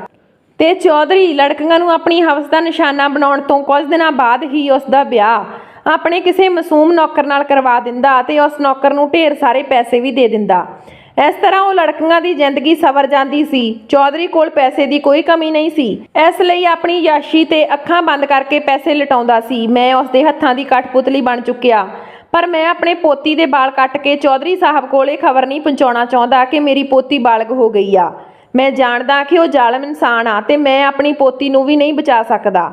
ਆਪਣੇ ਸਹੁਰੇ ਦੀਆਂ ਇਹ ਗੱਲਾਂ ਸੁਣ ਕੇ ਮੈਂ ਤਾਂ ਹੈਰਾਨ ਪਰੇਸ਼ਾਨ ਹੋਣ ਲੱਗੀ। ਸਾਨੂੰ ਤਾਂ ਇਸ ਚੀਜ਼ ਦੀ ਕੋਈ ਖਬਰ ਹੀ ਨਹੀਂ ਸੀ, ਕਿਉਂਕਿ ਮੈਂ ਤਾਂ ਸ਼ਹਿਰ ਤੋਂ ਵਿਆਹ ਕਰਕੇ ਇਸ ਪਿੰਡ 'ਚ ਆਈ ਸੀ ਤੇ ਮੇਰੇ ਸਹੁਰੇ ਨੇ ਤੇ ਮੇਰੇ ਪਤੀ ਨੇ ਕਦੇ ਵੀ ਮੈਨੂੰ ਘਰ ਤੋਂ ਬਾਹਰ ਨਿਕਲਣ ਨਹੀਂ ਦਿੱਤਾ ਸੀ। ਇਸ ਲਈ ਮੈਨੂੰ ਪਿੰਡ ਵਿੱਚ ਕੀ ਹੁੰਦਾ ਇਸ ਬਾਰੇ ਵਿੱਚ ਕੁਝ ਨਹੀਂ ਪਤਾ ਸੀ ਤੇ ਨਾ ਹੀ ਮੈਨੂੰ ਇਸ ਚੌਧਰੀ ਦੇ ਬਾਰੇ ਕੁਝ ਪਤਾ ਸੀ। ਮੈਨੂੰ ਤਾਂ ਆਪਣੇ ਸਹੁਰੇ ਦਾ ਮੇਰੀ ਬੇਟੀ ਉੱਤੇ ਨਿਗਾਹ ਰੱਖਣਾ ਤੇ ਉਸ ਦੇ ਗੱਲ ਤੇ ਪਾਬੰਦੀਆਂ ਲਗਾਉਣਾ ਬੁਰਾ ਲੱਗਦਾ ਸੀ। ਪਰ ਹੁਣ ਮੈਂ ਸੋਚ ਰਹੀ ਸੀ ਕਿ ਮੇਰਾ ਸਹੁਰਾ ਮੇਰੀ ਬੇਟੀ ਨਾਲ ਕਿੰਨਾ ਪਿਆਰ ਕਰਦਾ ਸੀ, ਜੋ ਮੇਰੀ ਬੇਟੀ ਨੂੰ ਚੌਧਰੀ ਸਾਹਿਬ ਤੋਂ ਬਚਾਉਣ ਦੇ ਲਈ ਇਸ ਕਦਰ ਕੋਸ਼ਿਸ਼ ਕਰ ਰਹੇ ਸੀ। ਮੇਰੇ ਸਹੁਰੇ ਨੇ ਵਾਅਦਾ ਕੀਤਾ ਕਿ ਮੈਂ ਆਪਣੀ ਪੋਤੀ ਦੀ ਇੱਜ਼ਤ ਉੱਤੇ ਕਦੇ ਆਂਚ ਨਹੀਂ ਆਉਣ ਦੇਵਾਂਗਾ ਤੇ ਨਾ ਹੀ ਅੱਗੇ ਤੋਂ ਕਿਸੇ ਦੂਜੀਆਂ ਕੁੜੀਆਂ ਦੀ ਬਰਬਾਦੀ ਦਾ ਜ਼ਰੀਆ ਬਣਾਂਗਾ। ਮੇਰੇ ਸਹੁਰੇ ਨੇ ਕਿਹਾ ਕਿ ਹੁਣ ਆਪਣੇ ਘਰ ਵਿੱਚ ਕਿੰਨੀਆਂ ਵੀ ਪਰੇਸ਼ਾਨੀਆਂ ਕਿਉਂ ਨਾ ਆ ਜਾਣ, ਮੈਂ ਚੌਧਰੀ ਦੇ ਇਸ ਘਿਨਾਉਣੇ ਕੰਮ ਵਿੱਚ ਉਸ ਦਾ ਸਾਥ ਨਹੀਂ ਦੇਵਾਂਗਾ। ਮੇਰੇ ਸਹੁਰੇ ਨੇ ਕਿਹਾ ਕਿ ਆਪਣਾ ਸਮਾਨ ਪੈਕ ਕਰ ਲਓ, ਆਪਾਂ ਇਹ ਪਿੰਡ ਛੱਡ ਕੇ ਚਲੇ ਜਾਵਾਂਗੇ ਤੇ ਜਾਂਦੇ ਸਮੇਂ ਇੱਕ ਮਾਸਟਰ ਦੇ ਨਾਮ ਉੱਤੇ ਖਤ ਲਿਖ ਕੇ ਜਾਵਾਂਗੇ, ਜਿਸ ਵਿੱਚ ਮੈਂ ਸਾਰੀ ਇਹ ਹਕੀਕਤ ਲਿਖ ਕੇ ਜਾਊਂਗਾ। ਪਿੰਡ ਦਾ ਮਾਸਟਰ ਇੱਕ ਸਮਝਦਾਰ ਆਦਮੀ ਆ, ਉਹ ਚੁੱਪ ਕਰਕੇ ਸਾਰੇ ਪਿੰਡ ਦੇ ਲੋਕਾਂ ਨੂੰ ਸਮਝਾ ਦੇਵੇਗਾ ਤੇ ਇਹ ਕਿੱਸਾ ਖਤਮ ਹੋ ਜਾਵੇਗਾ, ਵਰਨਾ ਚੌਧਰੀ ਦੇ ਨਾਲ ਕੋਈ ਪੰਗਾ ਵੀ ਨਹੀਂ ਲੈ ਸਕਦਾ, ਕਿਉਂਕਿ ਬਾਕੀ ਸਭ ਗਰੀਬ ਹਨ ਤੇ ਉਹੀ ਪਿੰਡ ਵਿੱਚੋਂ ਇੱਕ ਅਮੀਰ ਆਦਮੀ ਆ। ਸਾਡੇ ਵਿੱਚੋਂ ਕੋਈ ਵੀ ਨਹੀਂ ਜਾਣਦਾ ਕਿ ਹੁਣ ਸਾਡੀ ਮੰਜ਼ਿਲ ਕਿੱਥੇ ਆ। ਮੇਰੇ ਸਹੁਰੇ ਨੇ ਕਦਮ ਵਧਾਇਆ ਸੀ, ਇਸ ਲਈ ਸਾਨੂੰ ਯਕੀਨ ਸੀ ਕਿ ਉੱਪਰ ਵਾਲਾ ਸਾਡੀ ਮਦਦ ਜ਼ਰੂਰ ਕਰੇਗਾ। ਮੇਰੇ ਸਹੁਰੇ ਨੇ ਪਿੰਡ ਦੇ ਮਾਸਟਰ ਦੇ ਨਾਮ ਤੇ ਇੱਕ ਲੰਮਾ ਜਿਹਾ ਲੈਟਰ ਲਿਖ ਦਿੱਤਾ, ਜਿਸ ਵਿੱਚ ਉਸਨੇ ਹਰ ਗੱਲ ਸਾਫ਼-ਸਾਫ਼ ਤਰੀਕੇ ਨਾਲ ਲਿਖ ਦਿੱਤੀ ਤਾਂ ਕਿ ਸਾਡੇ ਜਾਣ ਤੋਂ ਬਾਅਦ ਚੌਧਰੀ ਦੀਆਂ ਗੱਲਾਂ ਵਿੱਚ ਕੋਈ ਵੀ ਨਾ ਆ ਸਕੇ। ਮੈਨੂੰ ਅੱਜ ਵੀ ਯਾਦ ਆ ਕਿ ਜਦੋਂ ਕੋਈ ਵੀ ਬਾਲਗ ਲੜਕੀ ਗੁੰਜੀ ਹੁੰਦੀ ਤਾਂ ਫਿਰ ਕੁਝ ਦਿਨਾਂ ਬਾਅਦ ਉਹ ਡਰੀ ਸਹਿਮੀ ਰਹਿੰਦੀ ਤੇ ਚੁੱਪ-ਚਾਪ ਰਹਿੰਦੀ। ਇਸ ਦਾ ਰਾਜ਼ ਤਾਂ ਬਾਅਦ ਵਿੱਚ ਹੀ ਖੁੱਲਿਆ ਕਿ ਉਹ ਚੁੱਪ ਕਿਉਂ ਰਹਿੰਦੀ, ਕਿਉਂਕਿ ਉਹ ਚੌਧਰੀ ਦੀ ਹਵਸ ਦਾ ਨਿਸ਼ਾਨਾ ਬਣ ਕੇ ਆਈ ਹੁੰਦੀ ਸੀ। ਤੇ ਮੇਰੇ ਸਹੁਰਾ, ਜਿਨ੍ਹਾਂ ਨੂੰ ਮੈਂ ਬਹੁਤ ਗਲਤ ਸਮਝਦੀ ਸੀ, ਦਰਅਸਲ ਉਹ ਖੁਦ ਵੀ ਇੱਕ ਤਕਲੀਫ ਦਾ ਸ਼ਿਕਾਰ ਸੀ। ਅਤੇ ਜਦੋਂ ਅਸੀਂ ਇਹ ਪਿੰਡ ਛੱਡ ਕੇ ਜਾ ਰਹੇ ਸੀ ਤਾਂ ਮੇਰੇ ਸਹੁਰੇ ਦੇ ਚਿਹਰੇ ਤੇ ਸਕੂਨ ਹੀ ਸਕੂਨ ਸੀ। ਅੱਜ ਵੀ ਪਿੰਡ ਵਿੱਚ ਅਜਿਹੇ ਚੌਧਰੀ ਮੌਜੂਦ ਹਨ ਜੋ ਆਪਣੀਆਂ ਇਸ ਹਰਕਤਾਂ ਤੋਂ ਬਾਜ਼ ਨਹੀਂ ਆਉਂਦੇ ਤੇ ਸਿੱਧੇ ਸਾਦੇ ਪਿੰਡ ਵਾਲੇ ਲੋਕਾਂ ਨੂੰ ਆਪਣੀ ਘਟੀਆਂ ਕਰਤੂਤਾਂ ਦਾ ਸ਼ਿਕਾਰ ਬਣਾਉਂਦੇ ਹਨ। ਪੜ੍ਹੇ ਲਿਖੇ ਲੋਕਾਂ ਨੂੰ ਚਾਹੀਦਾ ਕਿ ਸਿੱਧੇ ਸਾਦੇ ਭੋਲੇ ਭਾਲੇ ਲੋਕਾਂ ਨੂੰ ਸਮਝਾਉਣਾ ਚਾਹੀਦਾ ਕਿ ਇਹਨਾਂ ਸ਼ਾਹੂਕਾਰਾਂ ਚੌਧਰੀਆਂ ਜਾਂ ਸ਼ਾਹੂਕਾਰਾਂ ਬਾਬਿਆਂ ਦੇ ਚੱਕਰਾਂ 'ਚ ਨਹੀਂ ਪੈਣਾ ਚਾਹੀਦਾ। ਸੋ ਦੋਸਤੋ, ਇਸੀ ਸਾਡੀ ਅੱਜ ਦੀ ਕਹਾਣੀ ਜੇ ਵਧੀਆ ਲੱਗੀ ਤਾਂ ਲਾਈਕ ਸ਼ੇਅਰ ਜ਼ਰੂਰ ਕਰਿਓ। ਜੇ ਚੈਨਲ ਤੇ ਪਹਿਲੀ ਵਾਰ ਹੋ ਤਾਂ ਚੈਨਲ ਨੂੰ ਸਬਸਕ੍ਰਾਈਬ ਕਰਿਓ। ਮਿਲਦੇ ਹਾਂ ਨਵੀਂ ਕਹਾਣੀ ਦੇ ਨਾਲ, ਤਦ ਤੱਕ ਸਤਿ ਸ਼੍ਰੀ ਅਕਾਲ।